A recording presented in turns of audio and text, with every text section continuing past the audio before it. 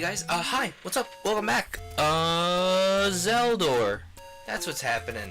Last time we found a, mysterious cave up a waterfall, so ideally we're gonna go back there and find out what's going on. It was behind, like, a Lionel, which is, big and fearsome. Just as big and fearsome as they are in Breath of the Wild, if you ask me. I just used my last bomb. I'm Dingus. Uh-oh. We might just die again. Extra heart doesn't mean I'm gonna die any slower. Yeah, it very doesn't mean I'm gonna die any slower. Wait, I have a potion! Do I need to use the potion, though? This is how I get with all potions in every RPG ever. I'm just like, do I need to use the potion? What if I die? It's an ether. Actually, what I get like this within traditional RPGs is ethers. I'm like, man, you can't buy ethers! What if I need this ether during a different boss fight? Because I never use them in casual encounters. So then I'm like, but it's an ether, man. You can't buy ethers. What if I need an ether? Ugh. I got a little bit less like that with, there's an ability in Bravely Default called Halvesies, that you get with, if you don't assign your character a orb, they have the job of Freelancer, right? Which is kind of like Onion Knight in, like, the earlier Final Fantasies, where, like, it's basically you don't get any bonuses, but you also, like, don't lose anything. Well, I can't buy any of your things, so bye. I have half a heart. Regret. What was I saying? Oh yeah, but Freelancer, in Bravely Default gives you, which, by the way, I would adore being able to play Bravely Default or Bravely Second on the channel, because, like, and of course I can't, because you can't capture a 3DS, without, like, getting your hardware VAC banned, which, like, at this point, I'm not gonna play anything online, but what if I want to buy something digitally, you know? I might just risk it, honestly, because it might be worth it, because of the weird, like, I don't even know if I can do it anymore. They might have updated out the thing that lets you do the thing. I don't even know. Like, I need to look into that. Can I still get the custom, like... Can I still get the custom firmware installed on my 3DS? Or rather, can I install the custom firmware on my 3DS? Because I know how I am, and I'm not about to pay somebody to install custom firmware when I am a computer science major. Like, can I still functionally install... Like, I even have a cable that would let me theoretically plug the charging port of my 3DS into my... it would let me plug my charging port of my 3DS into my computer, which, like, I know the charging port probably doesn't carry any data. It probably does not. It has, like, probably 2 pins maximum for power. But, like, it's a thing. Which, by the way, that's a very handy cable to have, just like a 3DS to USB. It's really nice when you have nothing but an external battery on you for power, and you're like, man, I sure wish I could plug my 3DS in, and then you go, oh wait, I can! Or when your phone lets you charge other things from it, and you're like, I want to play 3DS, but I'm out of battery, and I can charge my phone, but I can't charge my 3DS. Ow. Oh my gosh. We're gonna get to the Lionel waterfall and immediately die again. Wait, this isn't the area I need to be. I don't need to be in the desert area. We need to be, like 3 screens up. I'm dead. I'm dead. Is this just gonna be this entire series? Is just me dying over and over while I blither about anything random? Isn't that every series that we do around here? Just like me blithering for 20 minutes while I die repeatedly. That's what you guys are here for. That's what you paid for, right? Paid for. I wish you guys paid for this. That would be beautiful. Except I don't feel like enough of you would use a Patreon. And also Patreon rewards our effort that I don't know that I have the time for. Wait, now we're going the right way! I'm Dingus Dongus. I was going the wrong way the whole time. We need to go all the way to the right next time we die. Aha, take that. Yeah, we need to go into the mountainous area, not the desertous area. I'm Dingus. Wait. Then we need to stay by the ocean, right? Yeah! And then we walk past all these... Oh, and then we get destroyed by these enemies that should not hurt me at all, but they do. Uh-huh, and then we walk past the coastline for 1 billion years. Okay, that was debatable, but okay.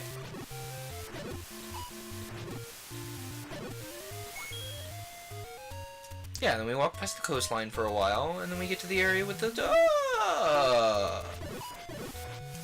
With the duh, you know. That famous Zelda thing, the duh.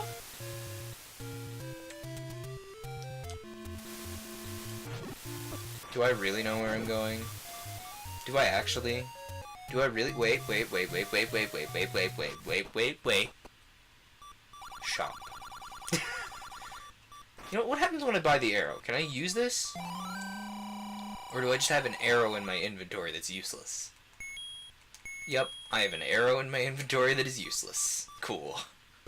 Just blew 80 rupees on that. I don't have a bow to use with this arrow. I'm dead.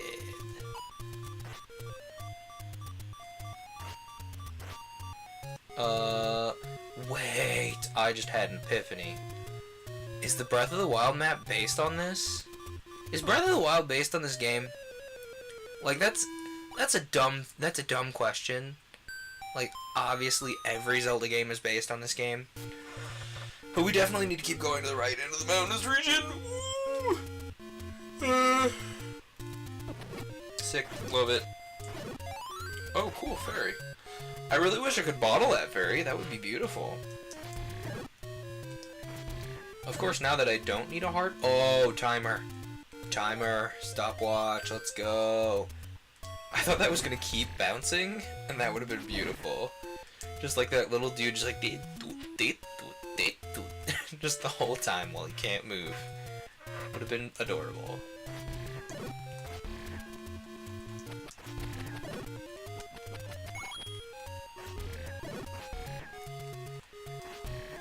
Ow. Okay, you're just gonna give me rupees and nothing but? I can't make rupees into health. He lied. Entirely aware that he can purchase health potions. Wait. Oh, I got a timer. That's what happened. I was like, what? I love that they use the noise channel for the ocean sounds. It's adorable. We are gonna go this way, and we're gonna not die from all these boys. We're gonna approach this comfortably and calmly and not die, is what's gonna happen, okay? Alright? Like, it's a thing. Okay, so we're in the desertous area, but if we keep going, we find a waterfall, right?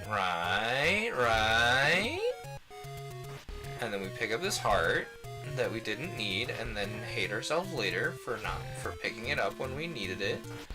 Probably, as soon as wait, no, we're good. I splatted that boy. If we go up this way, there are these guys, right? And this is where we needed to be last time. So then we go up this way, and there's this. And if we go up, we just find ourselves on this exact screen again. And I don't want to go down. Actually, idea. We will save state here. That we're not going to use unless this breaks things. Okay, going up, both up and down, just take us to this screen. So we don't need to use that save state. But if we go this way, and we go up this waterfall, then there is a Lionel that can, ooh, also laser sword at us. One of my Sploon friends is playing Fortnite, surprisingly. Can I... That's why the Zora hit me so much, because they do the same pop-up thing that the... Ooh, wee! I'm dead. I'm dead. So we're gonna completely avoid the Lionel and see what's in this cave. Master using it, and you can have something. You can have this.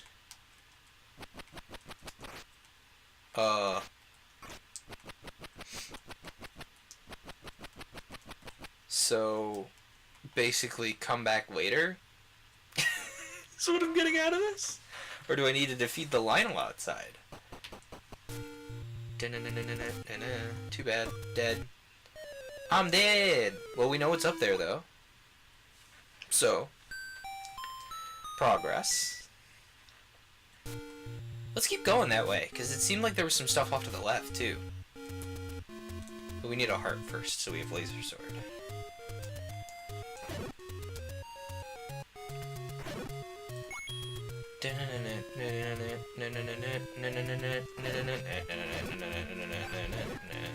Okay. So we need to go...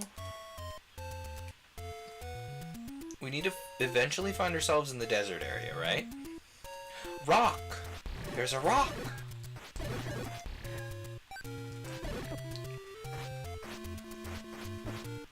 Gosh dang it. Those are 3 damages I should not have taken. Can I push this rock? I don't have any bombs to bomb the rock. But this rock looks important. Do you see? It's got like a whole open area next to it. That rock looks important. We'll come back for it. A fairy fountain! Perfect! Is that the same fairy fountain as before? That's not the same fairy fountain as before, is it? Okay, well there's nothing we can do to this rock right now. Although, despite how important it looks, we can't do anything to it. So, we're just gonna... Ooh, we're gonna pick up that timer is what we're gonna do. So we can get free attacks on these boys. Easy peasy. Lemon squeezy. How did I get that many rupee drops the other day? The other day for y'all, but the other day, technically. It's just the other day. There's no technically about it. It happened the other day. For everyone. The time is not a thing.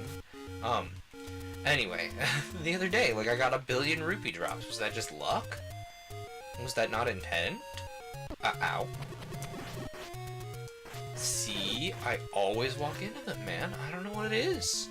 I don't know why, and I don't know what, but it just... Something about the fact that they start to show up, and then they come up and I get hit. It's the same way in Binding of Isaac, honestly. Because, like...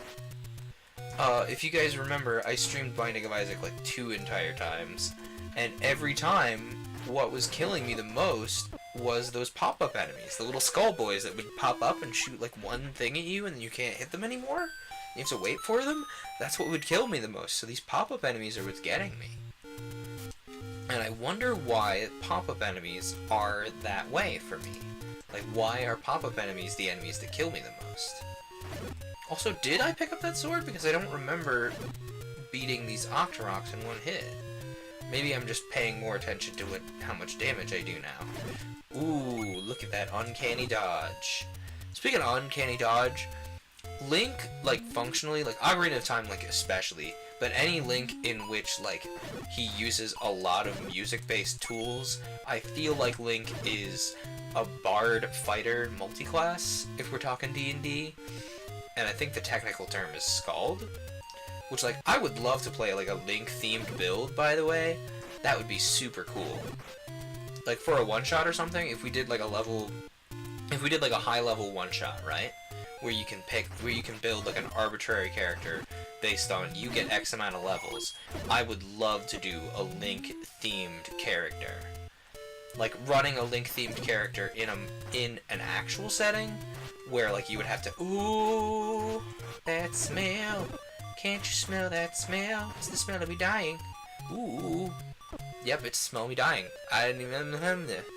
But anyway, I would love to play, like, for a D&D one-shot, like, as a Link-themed build. Like, it's...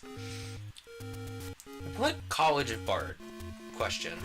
What college of Bard would Link be? Because, like, I don't play Bards. I don't play Bards ever, so I don't know off the top of my head what Bard would most suit Link. Obviously, it's not College of Whispers. He's not about to start, like, flinging insults or anything. And he's not a gossip. So, what college would Link be? Would it be, I mean, is there just a music is there like an entire, like, obviously bards access to magic hinges upon the fact that they can change the way the magic field interacts with things via music, but like, is there an even more like tune-based bard, you know? Like, is it based around like what tunes he plays? Is that a thing, or would I have to push something through the D&D strainer for that? Which, by the way, I've been working on. I'm hoping to have it debut in potentially debut in LGBT&D. I might leave the character I have planned to be a monk, stay a Sun Soul monk, or I might pose this plan to Kid the Dungeon Master for LGBT&D and be like, hey, so I'm working on a custom monk class and I would like to playtest it. Can we use our game? Because, you know, that's something that like a lot of, I think Crit Role has had a lot of success in, is building a set of homebrew that, and then using that game as the homebrew testing area. I'm dead. You know, like, think about, what's the thing? I had a thing in my brain that was like, this is obviously homebrew that, oh, just Gunslinger. Duh. You know, the main feature of that campaign. He said, as if the characters themselves were not the main feature. But Gunslinger is obviously a homebrew class. Like, it was a thing in, like, 3rd edition, probably. Because 3rd edition has rules for everything, you know. So is Pathfinder, for that matter. Is this the D&D episode of this series? There's at least one episode of every series I do where I just start talking about D&D, probably. Okay, we found our way back to that fairy fountain, so that's positive. We can find out what's going on here. This is the shop. There's a shop in this screen. So then we go up and we're in a desert area. Oh, sick. Love taking damage from something I can't hit. My favorite. And I don't have laser sword anymore. I love it. It's my favorite thing. We're not gonna stay on the screen because I got killed on the screen last time. We're not gonna stay on this screen either. Whoa! We all know. English, please. English is my preferred language. Brain, can we make sure that happens?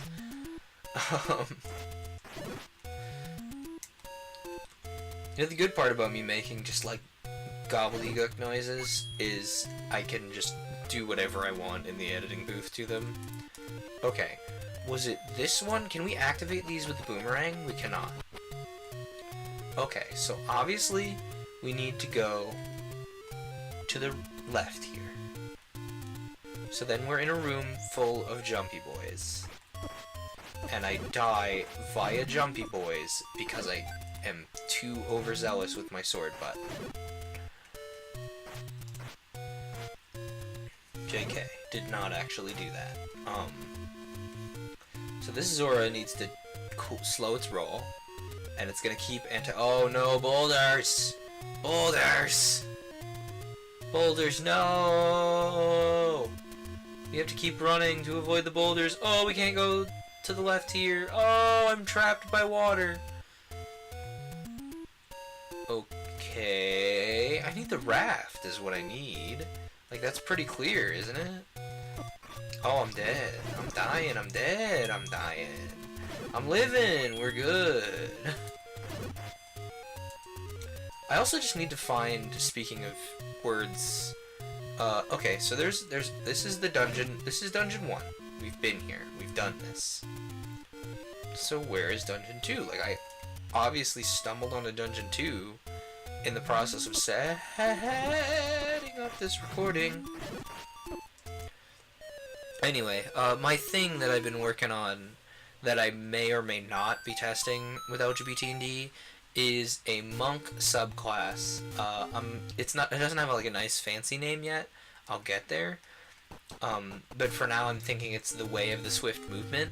And essentially, it's, if y'all have played Bravely Default, the Brave and Default system from that game. Like, I wanted to just have it be a set of homebrew rules that you could just apply to D&D, but that could get super broken.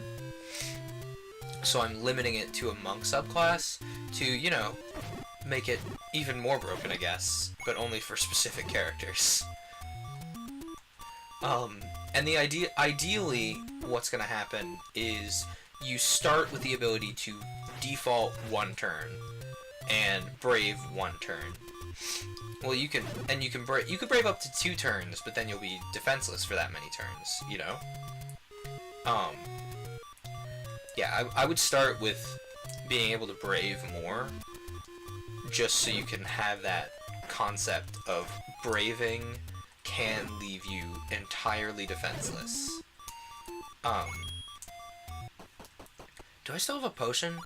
I am very tempted to use my potion to get rid of that beeping. First of all, we're gonna buy the candle, because I'm sure I'm gonna need it at some point. Can I just use the candle to light things on fire? I don't know. Hang on, we're gonna use the potion, because I'm sick of beeping. Thank goodness. Do we still have a bottle? We have an empty bottle! We have an empty bottle! We can bottle fairy! We could bottle fairy. Ooh! Sorry, I thought I got hit again and I was gonna be upset. Anyway, so the idea is, you gain a new resource on taking this monk class called, just something. I'm probably gonna call it adrenaline points to, like, not literally call it battle points like Bravely Default does. But it's very obviously an homage to Bravely Default. And, you know, you have no adrenaline points. You can, at the start of everything, you have no adrenaline points, right? You can choose to, instead of taking a normal turn, you can take an action. Oh, dang it. You can take an action called Default. It's probably not literally going to be called Default. It'll probably be called, like, Hype Up or something, because it's going to be flavor text it as Adrenaline. I'm dead. Anyway, you can, like, take an action that essentially lets you, have physical damage, bludgeoning, piercing, slashing. Initially physical damage, and maybe as you level up it'll improve to magic damage as well. You know, in the same way that barbarians start out with just halved physical damage, and then they start taking less magic damage at some point as well. That's just a scaling thing. After all, the monk subclass has to scale somehow. Anyway, you start out with the ability to default 1 turn, and then you have 1 adrenaline point that you can hold on to until initiative ends. Like, until the current combat ends. And you can use that adrenaline point to take an entire second turn. And so, as you level up, you gain, probably your default improves, so it makes you take less damage overall. Like, a maximized, like, 20th level Way of the Adrenaline monk would be able to default 3 times, take 4 turns. All at once. Which could be super busted. Which is why that would be, like, maximized monk. Like, that would have to be a top-level character thing. Not to mention the fact that you can multi-attack as a monk at a high enough level. So, like, ow! Why did I turn around? I'm dingus. Anyway. Ooh! Why do I keep turning around, bro?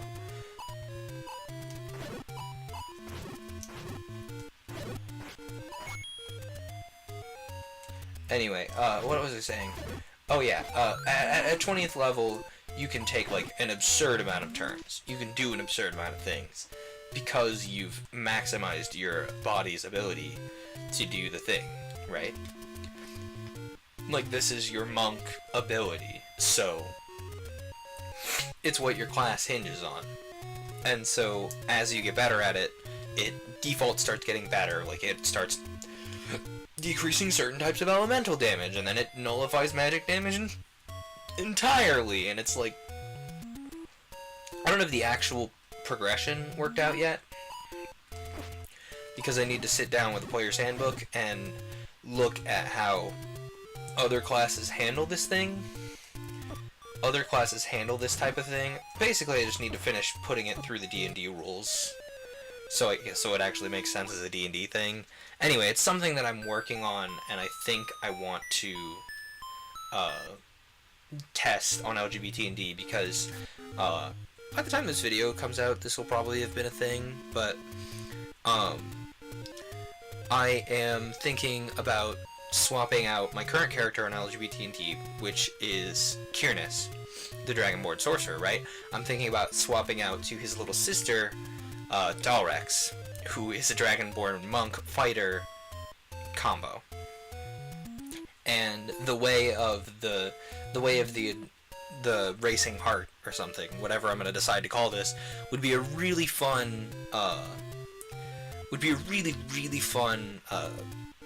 complement to the choices I've made as her as a fighter. And I'm gonna run it past the DM to see if that's a thing. Anyway, we're over time a lot, so I need to call it for this week. This has been Legend of Zelda. Next week, I will actually have looked up where the second dungeon is, and we'll actually go there, because I'm sure you guys are sick of watching me wander around for a million years. I'll see you guys next week. I hope you have a good one.